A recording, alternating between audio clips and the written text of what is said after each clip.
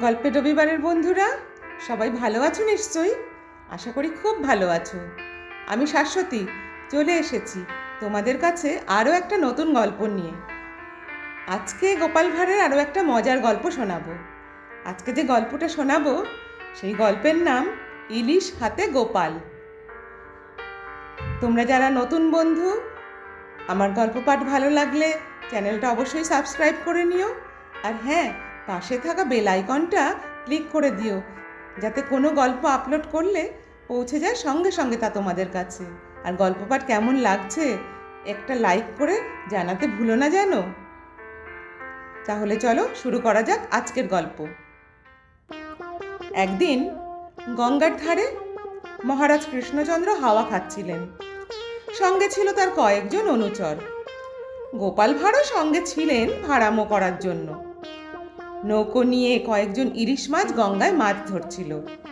রাজা ইলিশ মাছ ধরা দেখতে দেখতে ভাবতে লাগলেন যে এত সুন্দর রূপালী ইলিশ দেখলেই যেন প্রাণটা ভরে ওঠে।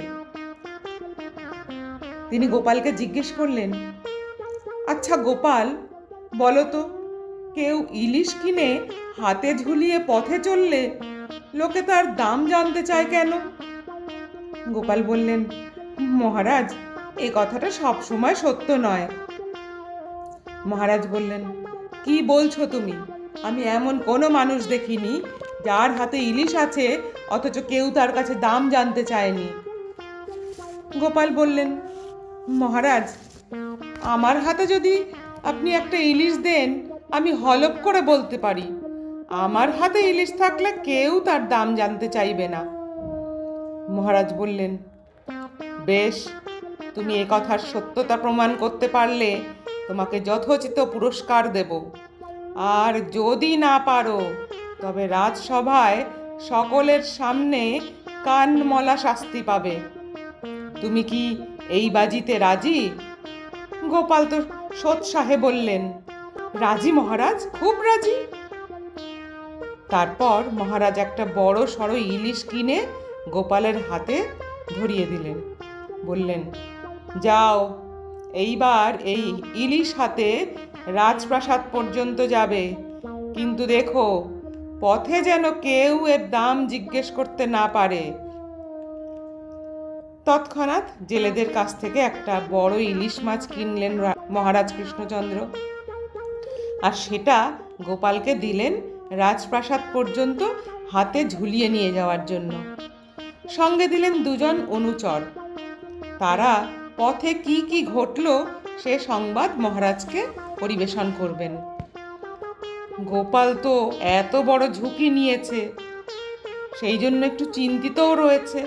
তবু তাকে এই অসম্ভব কাজ করতেই হবে, পুরস্কার পেতে হবে তো রাজার কাছ থেকে। সুতরাং গোপাল সঙ্গে সঙ্গে একটা বুদ্ধি বাতলে ফেলল। গোপাল তার দেহের পোশাকগুলো সব খুলে ফেলল, তা দিয়ে মাথায় বাঁধলো একটা ইয়া বড় পাগড়ি।